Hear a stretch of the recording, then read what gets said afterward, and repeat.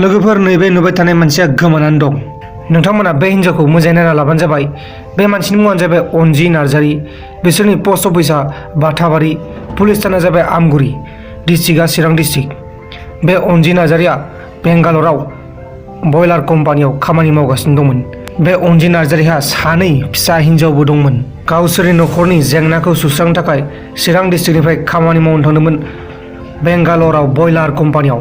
नाथाय बे बेंगालराव बयलार कम्पानियाव खामानि मावफुबाय थानायावनो बयलार कम्पानिनि मेनेजारजों खारलांबाय। दा बे अनजि नार्जारीनि असे फिसाजो 2 बे हालाय हाफाय गाबलागासिनो दं। गावनि न'खरनि जेंनाखौ सुस्रांनो थाखाय थांदोंमोन बेंगालराव खामानि मावनो बयलार कम्पानियाव। नाथाय बयलार कम्पानियाव खामानि मावनो थांनाया बयलार कम्पानिनि मेनेजारजोंसो खारलांबाय। नोंथांमोना बे अनजि नार्जारीखौ मोजाङै नायना लाबानो जाबाय। आरो जुदि नोंथांमोना बे अनजि नार्जारीखौ नुयोब्ला नैबे स्क्रिनाव थानाय फन नाम्बारफ्राव नोंथांमोना फन हरनानै खौरां हरबानो जाबाय। आसा खालामो नोंथांमोना बे अनजि नार्जारीखौ नुयोब्ला फोरमायहरगोन होननानै। मानोना बे अनजि नार्जारीनि गथ' गथाय 2 हालाय हाफाय जागासिनो दं।